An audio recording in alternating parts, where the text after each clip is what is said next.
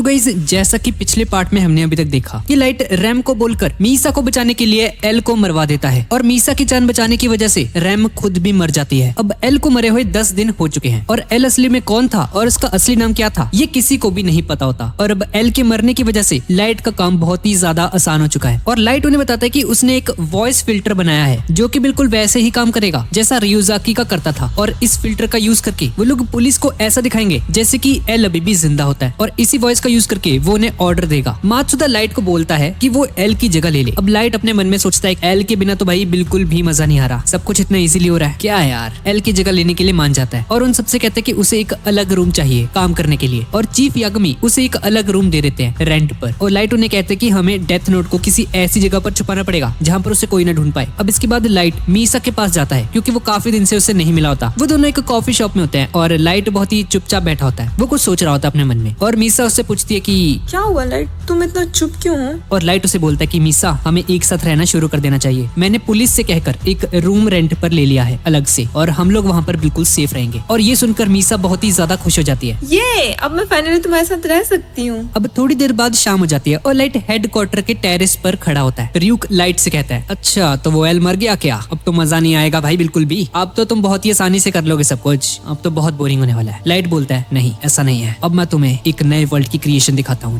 रियूक के सुनकर काफी ज्यादा हैरान हो जाता है और लाइट अपना पेन उठाता है और क्रिमिनल्स का नाम एक एक करके डेथ नोट में लिखना शुरू कर देता है। फिर से एक के बाद एक क्रिमिनल्स मरना शुरू हो जाते हैं और कीरा की वही दहशत लोगों के मन में फिर से आ जाती है। पूरा वर्ल्ड कीरा को जानने लगता है और उसके इंसाफ करने के तरीके को सब लोग एक्सेप्ट करने लगते हैं। अब इसके बाद हम एक ऑर्फनेज को देखते हैं जिसके बाहर वेमीज हाउस लिखा होता है और ये वतारी का हाउस होता है। एक बंदा वहाँ पर बैठा होता है और वो 2 अनाथ बच्चों को बोलता है तो एल मर चुका है। इन 2 बच्चों का नाम होता है मेलो और नियर और एल का बचपन भी इसी ऑर्फनेज में बीता होता है। मेलो उस बुड्ढे के पास आता है और उसे कहता है 1 मिनट क्या मतलब एल मर गया, ऐसे कैसे मर गया, वो उसने मुझे प्रॉमिस किया था कि वो कीरा को पकड़ के रहेगा, वो ऐसे नहीं मर सकता, ये कैसे हो सकता है। और उससे पूछता है कि एल ने मरने से पहले किसे बोला था उसकी जगह लेने को, मुझे या फिर नियर को। वो बुड्ढा उन्हें बोलता है कि नहीं उसने ऐसा कुछ नहीं कहा, कुछ बोलने से पहले ही उसने दम तोड़ दिया। अब मेलो बोलता है रॉजर को एल की जगह नियर ले सकता है क्योंकि वो दिमाग से काम लेता है और मेरी तरह इमोशनल नहीं होता बात बात पे। और वो बोलता है कि वो ऑर्फनेज छोड़कर जा रहा है और अपनी लाइफ को एक बार फिर से शुरू करना चाहता है अकेले। अब इस बात को 5 साल हो जाते हैं और वापस से हम प्रेजेंट में आ जाते हैं और नियर एल की जगह ले लेता है कीरा केस को इन्वेस्टिगेट करने के लिए। और वो अमेरिका के प्रेसिडेंट से मिलकर उन्हें बताता है कि एक डेथ नोट नाम की चीज है जो कि कीरा यूज करता है और वो इस वक्त जापानीज पुलिस के पास है। और इस वक्त जो एल हम देख रहे हैं टीवी पे जो कि पुलिस को ऑर्डर्स देता है और कीरा से बात करता है वो फेक है और जापानीज पुलिस के थ्रू बनाया गया है और रियल एल मारा जा चुका है। वो प्रेसिडेंट FBI के डायरेक्टर से पूछता है कि भाई कौन है ये लड़का और इसे इतना सब कुछ कैसे पता है। वो बंदा बताता है कि इसका नाम नियर है और इसके पास एल जितना ही दिमाग है और ये कीरा केस को इन्वेस्टिगेट कर रहा है। अमेरिकन गवर्नमेंट कीरा को पकड़ने के लिए एक अलग से ऑर्गेनाइजेशन बनाती है जिसका नाम है SPK स्पेशल प्रोविजन फॉर कीरा, जिसमें काम करने वाले लोगों में FBI और CIA के मेंबर्स होते हैं और नियर भी होता है। अब इसके बाद हम लाइट के घर में देखते हैं, वो सभी लोग वहाँ पर बैठे होते हैं सोफे पे और लाइट अपने मन में सोचता है सब कुछ नॉर्मल है, किसी को मुझ पर शक नहीं है और क्राइम भी काफी ज्यादा कम हो चुका है। अब कोई भी बंदा क्राइम करने से पहले 100 बार सोचता है। और तभी लाइट की बहन सायू वहाँ पर आ जाती है, वो छोटी सी बच्ची जो हमने पहले देखी थी अब ये बड़ी हो चुकी है। अब मात्सुदा उसे देखकर बहुत ज्यादा हैरान हो जाता है और उसे वो काफी क्यूट लगती है और उस पर ट्राइयां मारने लगता है ये। और तभी लाइट के फादर उसे कहते हैं ओ मात्सुदा मेरे सामने तू लगा हुआ है ये सब करने। तभी चीफ यागामी को आइजावा का कॉल आता है और उन्हें पता चलता है कि NPA के डायरेक्टर का किडनैप हो चुका है, किसी ने उन्हें किडनैप कर लिया है। और आइजावा ने बताता है कि उन लोगों ने डायरेक्टर को रिहा करने के बदले में डेथ नोट मांगी है। अब ये सुनकर सब लोग बहुत ही ज्यादा हैरान हो जाते हैं और लाइट मन में सोच रहा होता है 1 मिनट इन्हें कैसे पता चला कि डेथ नोट हमारे पास है, ये कैसे हो सकता है। इसके बाद लाइट के फादर अपने ऑफिस में बैठे होते हैं और कुछ सोच रहे होते हैं और तभी इन्हें आइजावा का कॉल आता है और उन्हें बताता है कि सर आपसे कोई मिलना चाहता है। वो बंदा चीफ यागामी के ऑफिस में आता है और बताता है कि वो एक FBI एजेंट है और उस पर उसका फेक नेम लिखा होता है उसके ID कार्ड पर। वो एजेंट चीफ यागामी से पूछता है कि डायरेक्टर यहाँ पर है क्या, लेकिन लाइट के फादर उसे मना कर देते हैं और कहते हैं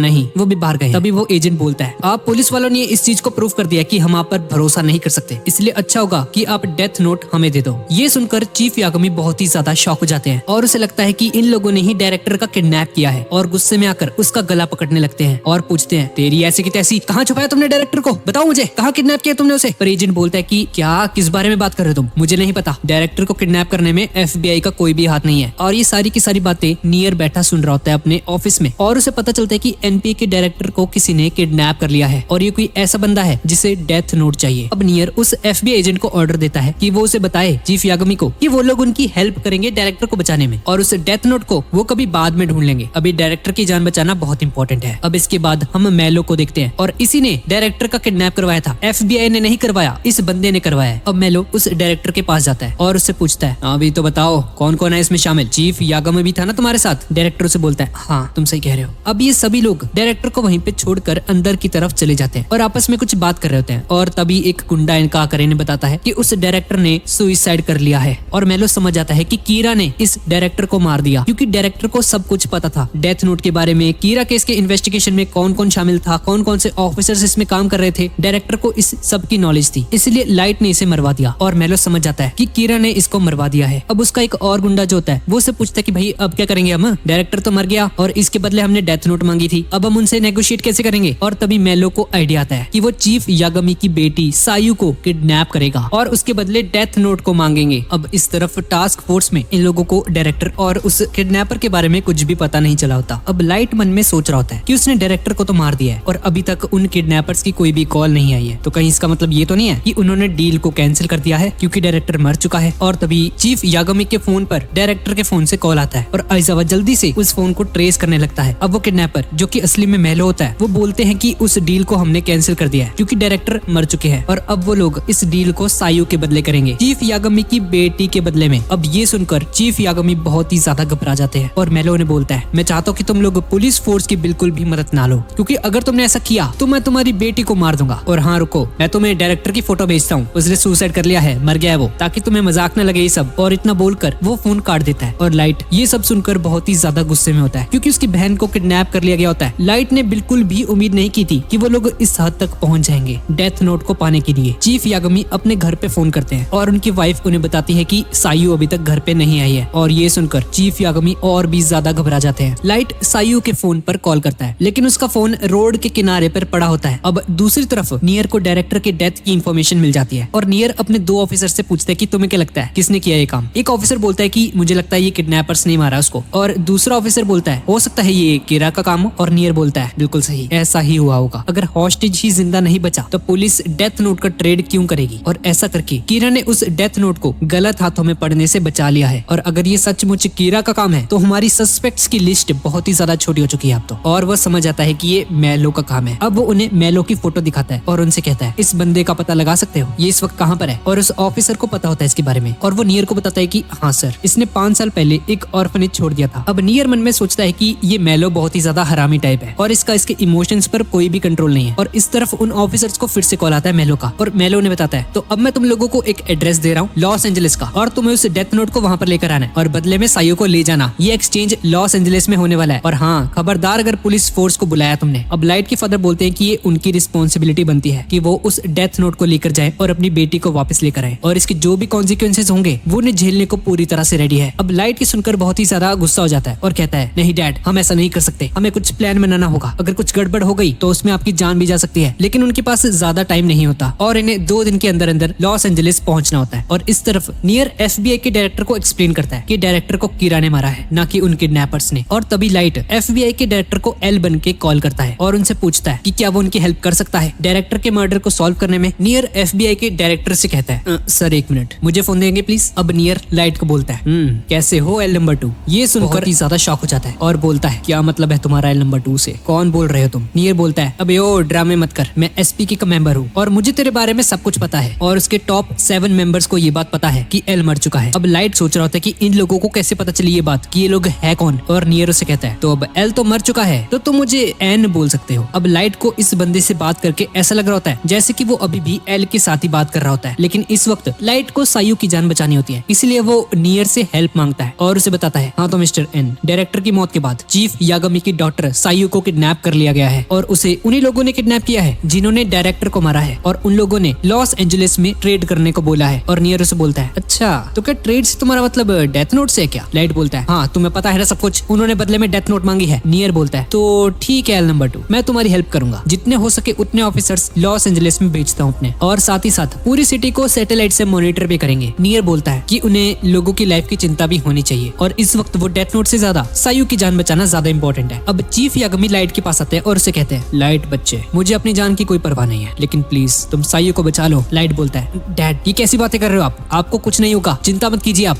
मुझे नहीं पता मैं क्या करूंगा, और ऐसा भी हो सकता है कि लॉस एंजलिस में जाकर हमारा आपसे कांटेक्ट टूट जाए, लेकिन फिर भी प्लीज मुझसे प्रॉमिस कीजिए कि आप अपने हिसाब से डिसीजंस लेंगे और साइयो के साथ साथ अपनी जान भी बचाएंगे। अब लाइट अपने अपार्टमेंट में आता है, वही जो उसने रेंट पे लिया था, जहाँ पर मीसा भी होती है, और मीसा को बोलता है कि हमें लॉस एंजलिस जाना होगा क्योंकि उसे इसकी शिनिगामी आइस की जरूरत भी पड़ सकती है। और मीसा लॉस एंजलिस के नाम पर बहुत ही ज्यादा खुश हो जाती है। अब इसके बाद लाइट मीसा के साथ मिलकर लॉस एंजलिस की तरफ निकल पड़ता है और उसे बाकी के जो ऑफिसर्स हैं उनसे पहले वहाँ पर पहुंचना होगा बाकी की प्रिपरेशंस करने के लिए, और वो उन बाकी सभी ऑफिसर्स को बाद में आने के लिए बोलता है। अब आइजावा को ऑर्डर मिलते कि उसे चीफ यागमी के साथ जाना है, और आइजावा एकदम मस्त हेयर कट वगैरह कर लेता है 200 रुपए वाला, ताकि कोई भी उसे पहचान न ले। अब चीफ यागमी लॉस एंजलिस की फाइट पकड़ने के लिए जाते हैं। वो नॉर्मली अपने चल रहे होते कि तभी एक बंदा उनके पीछे आकर खड़ा हो जाता है। आइजावा ये देखकर लाइट को कॉल करता है सीधा, और चीफ यागमी उस बंदे से पूछते हैं कि वो क्या उन किडनैपर्स में से एक है, और वो बंदा बोलता है तुम्हें फ्लाइट नंबर 69 में जाना है और मेरे पास तुम्हारे टिकट्स भी हैं, तो चिंता मत करो और चुपचाप चलते रहो। आइजावा लाइट से पूछता है एल भाई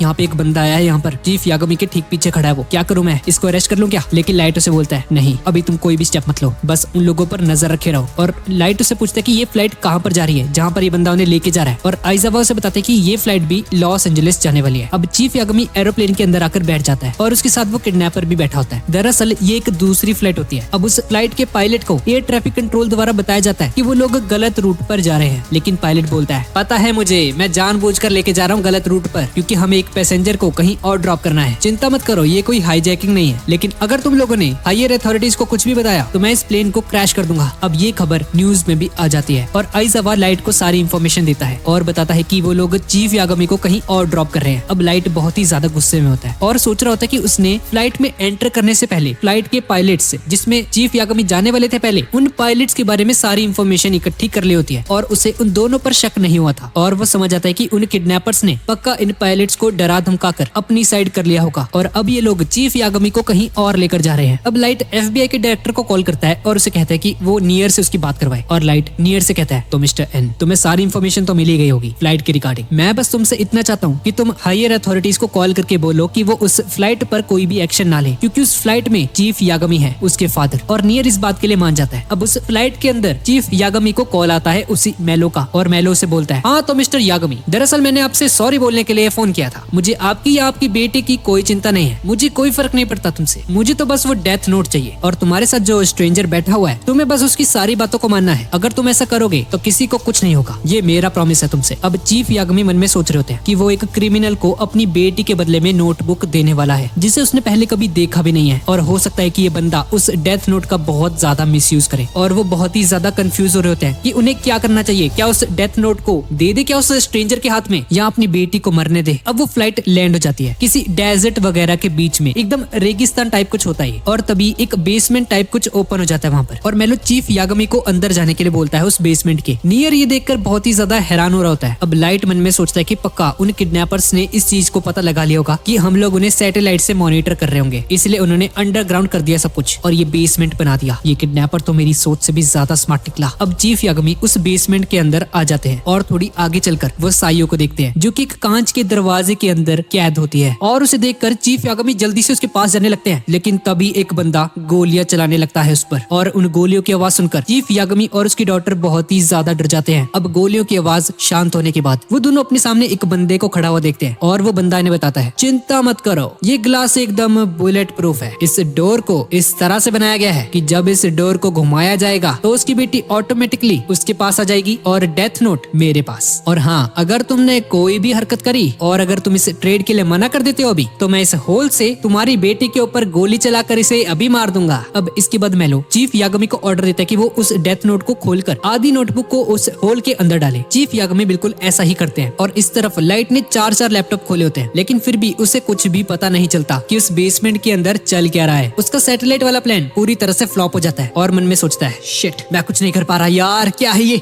क्या चल रहा है वहाँ पे। और तभी वो अपनी घड़ी में से डेथ नोट का एक पीस बाहर निकालता है, और लाइट मन में सोचता है क्या मुझे मेरी बहन साइयो को मरवा देना चाहिए, क्या करूँ क्या करूँ, वो डेथ नोट किसी क्रिमिनल के हाथ लग जाएगी। और इधर दूसरी तरफ वो बंदा बोलता है कि हमें टेस्ट करना है एक बार कि ये काम करती भी है कि नहीं, मुझे इस डेथ नोट को एक बार टेस्ट करना है कि ये असली है या नहीं। चीफ यागमी कहता है नहीं, मैं तुम्हें ऐसा नहीं करने दूंगा, तुम किसी इनोसेंट को नहीं मार सकते ऐसे। वो बंदा चीफ यागमी को समझाता है तुम चिंता मत करो, ये करना जरूरी है, हमें कैसे पता चलेगा कि ये डेथ नोट असली है या नकली, और अगर ये ट्रेड नहीं हो पाई तो मुझे मजबूरन तुम्हारी डॉटर को मारना पड़ेगा पड़ेगा। अब लाइट मन में सोचता है कि वो अपनी बहन को तो नहीं मार सकता और अब उसके पास और कोई ऑप्शन नहीं है, उसे उस डेथ नोट को अलविदा कहना होगा। और तभी ये बंदा एक नाम लिखता है डेथ नोट पर उस डेथ नोट को टेस्ट करने के लिए, और मेलो के पीछे खड़ा हुआ बंदा नीचे गिर जाता है और मेलो के साथ बैठा हुआ पर्सन बोलता है, मरो मरो मरो, ऐसा ही होता है जब तुम मेरी पीठ पीछे ड्रग्स बेचते हो, तुम्हें क्या लगा मुझे पता नहीं चलेगा। दरअसल ये बंदा इनकी पीठ पीछे ड्रग्स बेच रहा होता है और इन्हें इस बात का पता होता है, इसलिए ये लोग इसे टेस्ट करने के तौर पर मरवा देते हैं। मेलो उसे कंफर्मेशन देता है, हाँ ठीक है असली है ये डेथ नोट, ले लो उसे। और फाइनली सायू के बदले वो उस डेथ नोट को ले लेते हैं और चीफ यागमी सायू को लेकर सीढ़ियों से बाहर आ जाते हैं उस बेसमेंट से। लाइट अपनी सैटेलाइट में देखता है कि उसके फादर बाहर आ रहे हैं सायू को लेकर और सायू बिल्कुल सही सलामत है। और इस तरफ डायरेक्टर नियर को बताता है, नियर वो लोग एक हेलीकॉप्टर का यूज कर रहे हैं वहां से भागने के लिए। और तभी लाइट देखता है कि जमीन में से एक मिसाइल बाहर आती है और उसे देखकर लाइट की आंखें फटी की फटी रह जाती हैं। और अब लाइट पूरी तरह से कंफ्यूज हो जाता है कि वो डेथ नोट किस में है, उस हेलीकॉप्टर में या फिर इस मिसाइल में। और तभी मिसाइल को लॉन्च कर दिया जाता है और लाइट पूरी तरह से कंफ्यूज हो जाता है, उसे समझ में नहीं आ रहा होता कि डेथ नोट किस में है। और लाइट समझ जाता है किडनैपर कोई आम बंदा नहीं है, ये एल जितना ही स्मार्ट है। और उस हेलीकॉप्टर में बैठा वो बंदा मेलो को बताता है, ठीक है सर, जैसा आपने बोला था मैंने बिल्कुल वैसा ही किया। और तभी थोड़ा आगे चलकर वो पायलट उस हेलीकॉप्टर के साथ साथ खुद को भी ब्लास्ट कर देता है और लाइट समझ आता है कि वो डेथ नोट उस मिसाइल में थी, ना कि उस हेलीकॉप्टर में। लाइट को विश्वास नहीं होता कि किसी ने उसे हरा दिया है, कीरा को हरा दिया। ऐसा पहली बार था जब लाइट किसी से हार गया, आज तक एल भी लाइट को नहीं हरा पाया था। लेकिन ये बंदे एल से भी ज्यादा स्मार्ट निकले और लाइट डिसअपॉइंटमेंट में अपनी चेयर के ऊपर बैठा होता है किसी लूजर की तरह। मीसा लाइट के लिए एक जूस का गिलास लेकर आती है। क्या हुआ, तुम बहुत टेंशन में लग रहे हो, लो जूस पी लो, तुम्हें थोड़ा अच्छा फील होगा।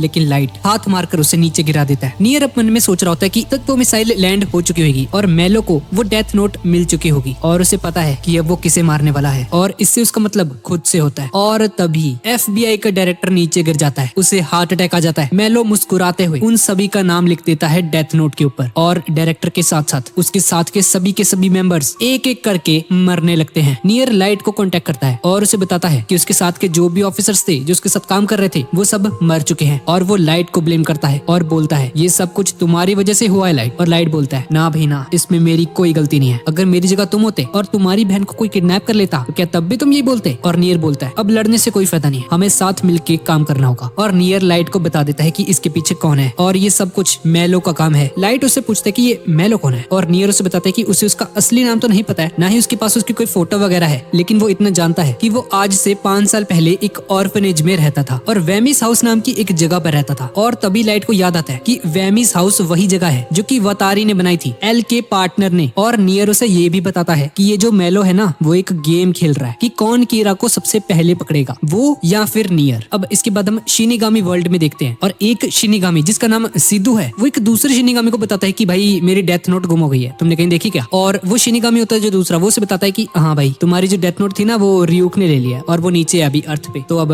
तुम्हें भी जाना पड़ेगा लगता है मुझे अर्थ पे नीचे। और अब ये बंदा अर्थ पे आने वाला है अपनी डेथ नोट को लेने के लिए वापस। अब अगले दिन सायू के वो किडनैपिंग वाले सीन के बाद वो एक ट्रॉमा में चली जाती है और उसकी मॉम उसे गार्डन के अंदर घुमा रही होती है उसको थोड़ा शांत करने के लिए। और चीफ यागमी सोच रहे होते हैं कि उन्हें अब क्या करना चाहिए। इसके बाद हम रियूक को देखते हैं जो कि एक कमरे में बैठा होता है और अचानक से वो देखता है कि शिनिगामी वर्ल्ड से सिद्धू वहाँ पर आ गया है। रियूक वहाँ से भागने लगता है और उसे कहता है क्या चाहिए तुम्हें, मेरा पीछा क्यों कर रहा है तुम। और सिद्धू से बोलता है कि उसे उसकी डेथ नोट वापस चाहिए, उसे पता चल चुका है कि उसकी डेथ नोट उसके पास है। और रियूक उसे बोलता है नहीं भाई तुम्हें नहीं मिल सकती डेथ नोट। अब केस बहुत ही ज्यादा कॉम्प्लिकेटेड हो चुका है, लेकिन सिद्धू रियूक का पीछा करना नहीं छोड़ता और रियूक उसे बोलता है कि अगर उसे अपनी डेथ नोट वापस चाहिए तो अपने आप ढूंढ लो जाके, मुझे नहीं पता। अब हम दूसरी तरफ आइजावा को देखते हैं और आइजावा बताता है कि ये वेमिस हाउस जो था ये कोई नॉर्मल हाउस नहीं था, वहाँ पर बच्चों को ट्रेन किया जाता था ताकि वो लोग नेक्स्ट एल बना सके। और इन्फॉर्मेशन के हिसाब से एल बनने के सबसे ज्यादा चांसेस नियर नाम के एक लड़के के थे उसी ऑर्फनेज में। और लाइट सोचता है एक मिनट क्या ये एन ही नियर तो नहीं है। और मात्सुदा उसे बताता है कि उन्हें मेलो नाम के एक बंदे के बारे में भी इन्फॉर्मेशन मिली है जिसके बारे में नियर ने उन्हें बताया था और वो बंदा भी बहुत ही ज्यादा इंटेलिजेंट था बिल्कुल एल की तरह, लेकिन नियर से हर चीज में हार जाता था। अब लाइट मन में सोच रहा था कि पक्का एन ही नियर है। आइजावा उन दोनों के स्केचेस बनवाता है क्योंकि उन्हें इन दोनों की कोई फोटोग्राफ वगैरह नहीं मिलती। अब लाइट डिसाइड करता है कि उसे मेलो को ढूंढना पड़ेगा और मीसा को अपनी शिनिगामी एस का यूज करके सभी वांटेड क्रिमिनल्स का नाम पता करने के लिए बोलता है। मीसा उसे बताती है लाइट आई फाउंड हिम, ये वही बंदा है जिसके पास इस वक्त डेथ नोट है। इसके सर में इसका लाइफ स्पैन नहीं दिख रहा और इसका असली नाम कार्ल स्नाइडर है। और लाइट कार्ल स्नाइडर का नाम अपनी डेथ नोट में लिख देता है और लिखता है कि वो एक लेटर भेजेगा जिसमें उसके सब साथियों के छुपने की जगह मेंशन होती है। और थोड़ी ही टाइम बाद वो लेटर वहाँ पर आ जाता है और उसे पता चलता है कि वो लोग लॉस एंजलिस में है। लाइट बहुत ही ज्यादा खुश हो जाता है ये लेटर देखकर और सोच रहा होता है है कि उसने नियर और मेलो को पीछे छोड़ दिया है और जब तक उसके पास वो नोटबुक है और मीसा की शिनिगामी आइज है तब तक उसे कोई भी रोक नहीं सकता। इसके बाद लाइट उस लेटर को आग लगा देता है। लाइट, मैं तुम्हारे काम आई हूँ, है ना? हाँ मीसा, तुम मेरे बहुत काम आई हो। और सिद्धू जो कि पीछे ही खड़ा होता है उनके, वो उस लेटर को पढ़ लेता है और वो उस एड्रेस को भी जान लेता है जहाँ पर वो किडनैपर्स होते हैं और वो समझ आता है कि उसकी डेथ नोट उसी जगह पर है। और सिद्धू उसी जगह पर पहुंच जाता है जहाँ पर मेलो और उसके किडनैपर्स होते हैं और मेलो अपने बाकी साथियों को बता रहा होता है, ठीक है भाई, देखते हैं अब ये डेथ नोट किस हद तक काम कर सकती है। सिद्धू मन में सोच रहा होता है कि इन लोगों से अब मेरे को बात तो करनी है पर मैं कैसे करूँ, ये लोग मुझे देख नहीं सकते भाई, मुझे इनके सामने आना होगा। और इस वक्त इस डेथ नोट का ओनर कार्ल स्नाइडर है और इसके सामने आने के लिए उसे ये डेथ नोट उसको टच करवानी होगी। और सिद्धू मेलो के हाथ से उस नोटबुक को उठाता है और स्नाइडर के सर के ऊपर रख देता है। मेलो ये देखकर बहुत ही ज्यादा हैरान हो जाता है, भाई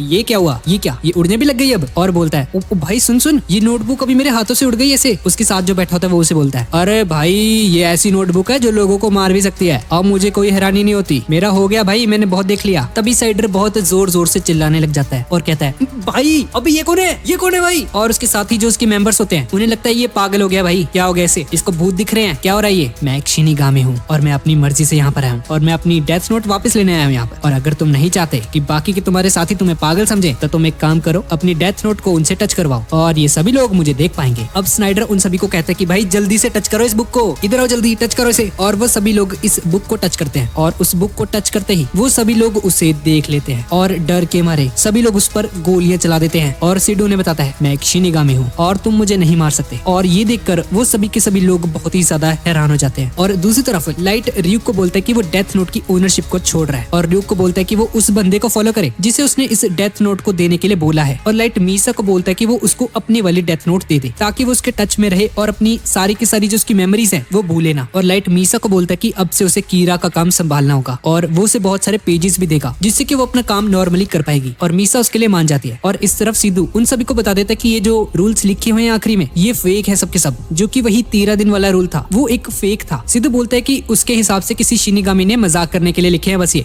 ऐसा कोई रूल नहीं होता डेथ नोट में। अब मेलो मन में सोचता है ये 13 डेज वाला जो रूल है तो पक्का कीरा ने इसको अपने एडवांटेज के लिए यूज किया होगा, क्योंकि सिर्फ 13 डेज के अंदर ये बात प्रूफ हो चुकी होगी कि कीरा इनोसेंट है। अब यहाँ टास्क फोर्स के अंदर कीरा का एक मैसेज आता है उनको, जो कि लाइट ने भेजा होता है और वो कहता है, मैं कीरा बोल रहा हूँ, डायरेक्टर जनरल की मौत के बाद तुम्हें ये तो समझ में आ गया होगा कि डेथ नोट गलत हाथों में चली गई है। अब मैं तुम्हें एक मौका देता हूँ, मैं उन किडनैपर्स को ठीक 9:45 बजे मार डालूंगा उन सबको और तुम सब अंदर जाके डेथ नोट को कैप्चर कर लेना। पर किडनैपर्स मर गए और ये कीरा जो बोल रहा है ये बात सच निकली, ये इन्हें कैसे पता चलेगा। तो ये लोग डिसाइड करते हैं कि टाइम आने पर उनमें से कोई एक बंदा शिनिगामी की आंखें ले लेगा ताकि जब वो क्रिमिनल्स मर जाएं तो उनकी मौत को कंफर्म करने के लिए उनकी जो नाम और डेट ऑफ बर्थ होती है वो उनकी फोटो से हट जाएगी और इन्हें पता चल जाएगा कि वो लोग मर गए। लेकिन अब सवाल ये पैदा होता है कि कौन शिनिगामी की आइज लेगा। और तभी लाइट के फादर बोलते हैं, मैं लूंगा, क्योंकि इनकी बेटी की वजह से ही वो डेथ नोट गलत हाथों में पड़ी थी और ये टास्क फोर्स के चीफ भी तो हैं, तो इनकी भी कुछ जिम्मेदारी बनती है। और अब ये लोग एग्जैक्टली 9:15 बजे उन्हीं किडनैपर्स के हाइड आउट पर पहुंच जाते हैं जहाँ पर वो छुपे हुए थे, जहाँ पर शिनिगामी सिद्धू पहरा दे रहा होता है। अब लाइट कंट्रोल रूम से पूछता है, तो सब कुछ रेडी है। और तभी 3 क्रिमिनल्स की मौत हो जाती है। इन क्रिमिनल्स को लाइट के फादर चीफ यागामी ने मारा होता है क्योंकि उन्होंने शिनिगामी आइस ले ली है अब। और तभी FBI अंदर घुसने लगती है, लेकिन तभी मेलो अंदर से ये सब कुछ देख लेता है और बोलता है अपने साथियों को, क्या कर रहा है ये सिद्धू भाई, इसको एक जॉब दी थी इससे ये नहीं होती। और इस तरफ हम देखते हैं कि र्यूक ने इस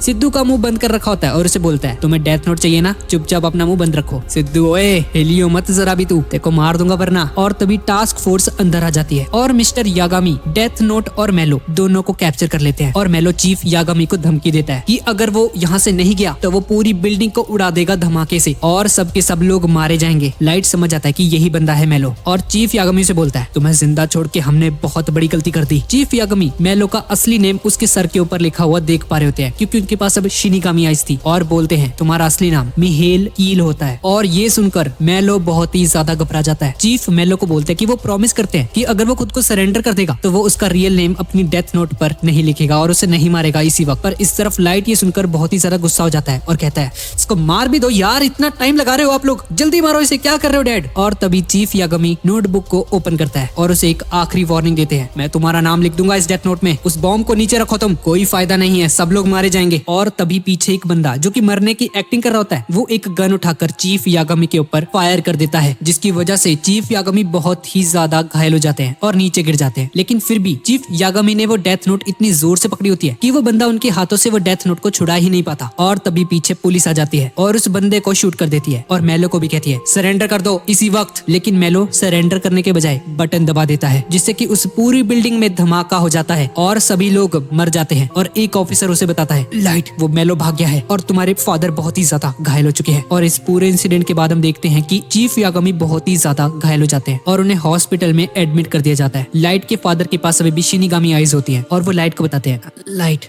मैं तुम्हारे सर के ऊपर तुम्हारा लाइफ स्पेन देख पा रहा हूँ। मुझे बहुत खुशी है बेटे कि तुम कीरा नहीं हो, मुझे माफ करना, मैंने तुम पर शक किया। अब लाइट अपने मन में सोच रहा होता है कि उसे किसी तरह से अपने डैड को कहकर मेलो का असली नाम डेथ नोट में लिखवाना पड़ेगा। अभी भी देर नहीं हुई है। लाइट डेथ नोट को निकालता है और चीफ यागामी को मेलो का रियल नेम लिखने के लिए बोलता है और उन्हें एक पेन पकड़ा देता है। लेकिन चीफ के हाथों से वो पेन नीचे गिर जाता है और उनकी आंखें बंद हो जाती हैं और फाइनली चीफ यागामी की डेथ हो जाती है। लाइट को उनकी मौत पर बहुत ही ज्यादा दुख हो रहा था और इसके बाद वो सभी लोग बाहर आ जाते हैं और वो सभी लोग उस डेथ नोट को छूते हैं, जिसकी वजह से वो शिनिगामी सिद्धू को देख पाते हैं। और लाइट सिद्धू को बोलता है कि उसे कीरा केस को सॉल्व करने के लिए एक ही डेथ नोट की जरूरत है और वो अपनी नोटबुक वापस लेकर जा सकता है, उसे कोई प्रॉब्लम नहीं है। और सिद्धू अपनी डेथ नोट लेकर वहां से चला जाता है और र्यूक लाइट से कहता है चलो एक चीज तो अच्छी हुई, कम से कम तुम्हारे फादर को मरते वक्त भी लगा कि तुम इनोसेंट थे, वो एक शांति भरी मौत मरे। और अब डेथ नोट वापस आ जाने की वजह से लोगों के अंदर कीरा का कहर फिर से बढ़ने लगता है। अब लोग क्राइम करने से बहुत ही ज्यादा डरने लगे हैं और कीरा बन चुका है इंसाफ पूरी दुनिया में। और तभी एक दिन यूएसए के प्रेसिडेंट मैकडोनाल्ड ट्रंप टीवी पर लाइव आते हैं और मन की बात करते हैं और कहते हैं पिछले कुछ दिनों से क्राइम रेट बहुत ही ज्यादा नीचे गिरा है और हमें कीरा के वेज पसंद आए, इसलिए अब यूएसए ने डिसाइड किया है कि वो कीरा का पीछा नहीं करेगी और हम कीरा को और उसके तरीकों को एक्सेप्ट करते हैं। और ये सुनकर लाइट एक्टिंग करता है अबे हट कितने डरपोक है ये लोग, लेकिन मन में लाइट बहुत ही ज्यादा खुश हो रहा होता है मैंने कर दिखाया। लेकिन तभी मात्सुदा बोलता है मुझे लगता है कीरा इतना भी बुरा नहीं है, क्राइम रेट बहुत ही ज्यादा कम हो चुका है, ये सब लोग जानते हैं, जो कीरा करता है वो बिल्कुल सही है, कीरा इस दुनिया को बदलना चाहता है, बस उसका तरीका थोड़ा अलग है। और तभी लाइट उसे बोलता है मात्सुदा अगर कीरा पकड़ा गया तो वो एक क्रिमिनल है और अगर उसने इस वर्ल्ड को बदल के रख दिया तो वो ही इंसाफ है। और थोड़ी देर बाद हम बाथरूम में देखते हैं एक लड़की बाथरूम से नहाकर बाहर आती है और तभी मेलो वहाँ पर आ जाता है और उसको हॉस्टेज बना लेता है और मेलो घुस जाता है एसपीके में जहाँ पर नियर होता है और नियर की ही टीम की एक खूबसूरत सी एजेंट को बंदी बनाकर नियर को कहता है हाँ तो कैसे हो नियर, काफी टाइम हो गया हमें मिले हुए, तुम्हारे पास मेरा कुछ सामान पड़ा हुआ है, जल्दी से मुझे मेरी फोटो वापस करो जो कि तुम्हारे पास है। और नियर उस एजेंट की जान बचाने के लिए उस फोटो को उसे वापस दे देता है और जाते जाते वो उसे डेथ नोट के रिगार्डिंग कुछ इन्फॉर्मेशन देता है और नियर को बताता है कि उसमें डेथ नोट में एक फेक रूल है 13 दिन वाला। और इस बात को कंफर्म करने के लिए नियर लाइट को कॉल करता है और उससे पूछता है हाँ तो लाइट मैं तुमसे कुछ पूछना चाहता हूँ। लाइट बोलता है हाँ भाई पूछो क्या पूछना है। और नियर उसे बोलता है कि तो क्या वो 13 दिन वाला जो रूल था क्या वो फेक है। और ये सुनकर लाइट बहुत ही ज्यादा कंफ्यूज हो जाता है कि उसे अब क्या करना चाहिए, इसे कैसे पता चल गया, शिट क्या करूं। और वो घबराते हुए कहता है वो 13 डेज वाला रूल बिल्कुल सच है। और एन समझ जाता है कि कीरा उसी रूम में है और शिनिगामी से झूठ बुलवा रहा है। और ये सुनकर लाइट शॉक हो जाता है और पीछे बैठे आइजावा को लाइट पर शक हो जाता है क्योंकि अगर वो 13 डेज वाला रूल फेक है तो वो समझ जाता है कि लाइट को जब उन्होंने कस्टडी में रखा था वो तो बिल्कुल पॉइंटलेस है भाई, उसको कोई मतलब ही नहीं रह गया फिर तो, क्योंकि वो रूल तो फेक है ना। उस रूल में लिखा था कि अगर कोई बंदा 13 दिन तक किलिंग नहीं करता कंटिन्यू तो वो मर जाएगा, लेकिन लाइट तो 50 दिनों तक था वहाँ पे, पर वो रूल फेक था जिसकी वजह से उसकी मौत नहीं हुई थी 50 दिन तक बिना नाम लिखे हुए भी। लेकिन आइजावा कहता है ठीक है अगर हम एक सेकंड के लिए मान भी लेते कि बात सच है तो चीफ यागामी ने मरते वक्त कंफर्म कर दिया था ना कि लाइट के सिर पे उन्हें उसका डेट ऑफ बर्थ और उसका नाम दिख रहा है, जिसका सीधा सीधा मतलब ये है कि वो कीरा नहीं हो सकता। और अब लाइट समझ आता है कि एन को उस पर शक हो चुका है, लेकिन उनके पास अभी इस वक्त कोई भी सबूत नहीं है लाइट के खिलाफ और अब उसे जल्द से जल्द नियर का कुछ करना पड़ेगा। और इसीलिए लाइट नियर से घबराकर अमेरिका के प्रेसिडेंट मैकडोनाल्ड ट्रंप को कॉल करता है और बोलता है मैं कीरा बोल रहा हूँ और मैं चाहता हूँ कि आप जल्द से जल्द एसपी के नाम की एक ऑर्गेनाइजेशन है उसे जल्द से जल्द खत्म कर दीजिए, क्योंकि ये लोग कीरा के काम में एक रुकावट बन चुके हैं और जब तक ये जिंदा रहेंगी मैं अपना काम ठीक से नहीं कर पाऊंगा। अब वही मैनेजर जो हमने स्टार्टिंग में देखा था पहले पार्ट में, वो कीरा के कुछ सपोर्टर्स को इकट्ठा करता है और एसपीके की बिल्डिंग को तोड़कर अंदर घुसने लगता है। दरअसल मैकडोनाल्ड ट्रंप ने ही इसे ऑर्डर दिए होते हैं ऐसा करने के लिए। लाइट ये सब कुछ देख रहा होता है और खुश हो रहा होता है और सोच रहा होता है ठीक है अब मैंने हरा दिया इस नियर को, अब बच के दिखा तू बेटे, मेरे पे शक करेगा हैं। और इस तरफ मेलो भी देख रहा होता है एसपीके की बिल्डिंग को जलता हुआ जिसमें नियर होता है और कीरा के सपोर्ट में हजारों लाखों लोग एसपीके की बिल्डिंग पर अटैक कर देते हैं और वो मैनेजर हेलीकॉप्टर में बैठा हुआ उन सभी लोगों को ऑर्डर्स दे रहा होता है मार दो, सभी को मार दो, कोई भी जिंदा नहीं बचना चाहिए और उन सभी लोगों को कैमरा के पास लाकर खड़ा कर दो ताकि कीरा उन्हें मार पाए। और इस तरफ मीसा डेथ नोट लेकर तैयार बैठी जैसे ही उसे टीवी पर एसपीके के मेंबर्स दिखाई दे वो उन्हें मार दे। अब इस तरफ लाइट बहुत ही ज्यादा खुश हो रहा होता है और नियर नियर को बोलता है, एन मुझे लगता है तुम्हें जल्द से जल्द यहाँ से निकल जाना चाहिए। और तभी एन लाइट को कीरा कहकर बुलाता है और ये सुनकर लाइट बहुत ही ज्यादा हैरान हो जाता है और कहता है, क्या तुम मुझे अभी भी कीरा मानते हो? और नियर से कहता है, हाँ मुझे तुम पर शक है, क्योंकि कीरा के खिलाफ तो लाखों ऑर्गेनाइजेशंस बन चुकी हैं आज तक, लेकिन कीरा ने सिर्फ एसपीके को क्यों टारगेट किया भाई? और वो भी तब जब मैंने तुम पर शक करना शुरू कर दिया। दाल में कुछ तो काला है। और लाइट नियर को कहता है, क्या बकवास कर रहे हो तुम बिना सोचे समझे कुछ भी बोल रहे हो। और नियर हर एक अपने ऑफिसर को वार्न करता है कि लाइट ही कीरा है। और आइजावा भी अपने मन में सोचता है कि लाइट कीरा हो सकता है। आइजावा को लाइट पर बहुत ही ज्यादा शक होने लग जाता है, क्योंकि एल ने भी पहले लाइट को ही सस्पेक्ट माना था कीरा होने का। और तभी नियर का एक ऑफिसर आकर उसे कहता है, क्या भाई बैठे क्या तुम खिलौनों के साथ खेल रहे हो? चलो यहाँ से निकलो जल्दी, बंदे आने वाले हैं यहाँ पे बहुत सारे। और नियर बोलता है, अब हम एल की लेगेसी और एंटी कीरा के जो सपोर्टर्स थे उनका यूज करेंगे। और तभी हम देखते हैं कि एसपीके की बिल्डिंग से बहुत सारे पैसे गिरना शुरू हो जाते हैं और कीरा के सपोर्टर्स इतने सारे पैसे देखकर पागल हो जाते हैं। और इस तरफ लाइट भी बैठा बैठा ये सब कुछ देख रहा होता है। और जैसा कि एन ने सोचा होता है बिल्कुल वैसा ही होता है। लोग उन पैसों के लिए लड़ना शुरू कर देते हैं और भूल ही जाते हैं कि वो लोग यहाँ पर एसपीके के जो मेंबर्स थे उनको पकड़ने आए थे। लाइट को ये सब देखकर बहुत ही ज्यादा गुस्सा आ रहा होता है और वो समझ जाता है कि ये नियर की एक चाल थी। और इस तरफ मीसा को भी बहुत ज्यादा गुस्सा आ रहा होता है। लाइट न्यूज देखता है और वो न्यूज में देखता है कि इस सिचुएशन को कंट्रोल करने के लिए पुलिस वहाँ पर आ चुकी है। और इस तरफ नियर और उसके बाकी के जो ऑफिसर्स होते हैं वो लोग पुलिस की ड्रेस पहन लेते हैं। और नियर बोलता है, एक ही मौका है हमारे पास, शिद्दत से करना। और लाइट को समझ आ जाता है कि इस नियर का प्लान है पुलिस के साथ मिलकर ब्लेंड होकर वहाँ से बाहर आना। और वो कुछ नहीं कर पाएगा। और अगर वो आइजावा और उसके बाकी ऑफिसर्स को नियर पर निगरानी रखने के लिए बोलेगा तो वो और भी ज्यादा सस्पिशन में आ जाएगा और इन लोगों को इस पर बहुत ज्यादा शक होने लग जाएगा। अब न्यूज में देखते हैं कि पुलिस बिल्डिंग से बाहर आ जाती है। इन पुलिस वालों में से कोई एक होगा वो, लेकिन कौन है मुझे कैसे पता चलेगा कौन है वो? लेकिन उसके देखते ही देखते सभी पुलिस वाले वहाँ से बाहर आ जाते हैं और लाइट को नहीं पता चलता कि नियर और उसके साथी कौन थे। और लाइट कुछ नहीं कर पाता उसे रोकने के लिए। लाइट अपने कंप्यूटर के पास बैठा होता है और तभी उसे नियर की कॉल आती है और नियर उसे बताता है, हाँ भाई लाइट कैसे हो? हाँ मैंने ये बताने के लिए फोन किया, हम बिल्कुल सही सलामत है। और लाइट उसे बोलता है, हाँ बहुत अच्छा प्लान था तुम्हारा, मुझे खुशी है तुम लोग सेफ हो। और नियर अपने मन में सोचता है, तो मुझे लगता है कि अभी तक उनको भी शक हो गया होगा कि टास्क फोर्स में ही कोई कीड़ा बैठा हुआ है, क्योंकि उन पर इतने ज्यादा परफेक्ट टाइम पर हमला किया गया कि पूरा का पूरा शक लाइट पर जाता है। और उन्हें अब इस बात पर यकीन करना ही होगा कि उनमें से कोई एक बंदा ही कीड़ा है। अब आइजावा अपने घर में बैठा होता है और सोच रहा होता है कि वो चीफ यागामी की वजह से लाइट को सस्पेक्ट नहीं करना चाहता, लेकिन लाइट के कीड़ा होने के बहुत ज्यादा चांसेस हैं। अब क्वार्टर्स में लाइट को छोड़कर बाकी सभी लोग सो रहे होते हैं और लाइट अपने मन में सोच रहा होता है कि अगर उसके ऑफिसर्स में से किसी ने भी नियर को कांटेक्ट किया तो उसे क्या करना चाहिए। बस कुछ ऐसा ना हो जाए कि सिचुएशन मेरे हाथ से ही निकल जाए। अब लाइट मीसा को एक इमरजेंसी सिग्नल भेजता है और मीसा लाइट की भेजी हुई वो फाइल खोलती है और उसमें लिखा होता है, मीसा मैं चाहता हूँ कि तुम एक हैप्पी लाइफ जियो और हमेशा खुश रहना, तुम मुझे बहुत ही अच्छी लगती हो। ये लाइट को क्या हो गया? ये मुझे ऐसे मैसेजेस क्यों भेज रहा है? अब दूसरी तरफ आइजावा नियर को कांटेक्ट करता है और नियर को बताता है कि वो टास्क फोर्स से है और तुमसे पहले एल ने 2 सस्पेक्ट्स को कीड़ा के रूप में रखा था कस्टडी में, जो कि थे लाइट और मीसा, लेकिन वो दोनों ही उस 13 डेज वाले रूल की वजह से बच गए थे। लेकिन मुझे लगता है कि सिर्फ इस बेस पर ये बात क्लियर नहीं होती कि वो कीड़ा नहीं थे, क्योंकि वो रूल तो फेक था। और हाँ एक और बात, एल ने चीफ यागमी को एक्ट करने के लिए बोला था कि वो लाइट और मीसा को ऐसा बोले कि वो लोग प्रूफ हो चुके हैं सेकंड कीड़ा और फर्स्ट कीड़ा और इन दोनों को एग्जीक्यूट कर दिया जाएगा। और उन्होंने उसके ऊपर गन भी रख दी थी और अगर ये दोनों कीड़ा और सेकंड कीड़ा होते तो चीफ यागमी को वहीं पर मार देते, लेकिन ऐसा नहीं हुआ। अब नियर मन में सोच रहा होता है ये कीड़ा बहुत ज्यादा चालाक है, क्योंकि उसने पहले कस्टडी में आकर अपनी इनोसेंस को प्रूव कर दिया। और नियर आइजावा से पूछता है कि एक बात बताओ कि लाइट ने खुद आकर ही बोला था कि उसे कस्टडी में रखा जाए। और आइजावा उसे बताता है, हाँ तुम सही कह रहे हो, लाइट खुद आया था हमारे पास चलकर और उसने बोला था कि वो ही कीड़ा है। और नियर समझ जाता है कि लाइट ही कीड़ा है। अब इसके बाद हम आइजावा को देखते हैं और वो लाइट को बता देता है कि उसने नियर को कांटेक्ट किया था और उसने सब कुछ बता दिया उसे। और लाइट बोलता है, अच्छा किया तुमने। अब इन सभी को शक हो जाता है कि हो सकता है ये मीसा से किलिंग करवाता हो लाइट यहाँ पर है लेकिन मीसा कहाँ पर है, और इन लोगों को मीसा पर शक हो जाता है। और अब ये ऑफिसर्स मीसा के घर में जाते हैं उसकी तलाशी लेने के लिए। और इस तरफ लाइट मन में सोच रहा होता है, जितना मर्जी ढूंढ लो,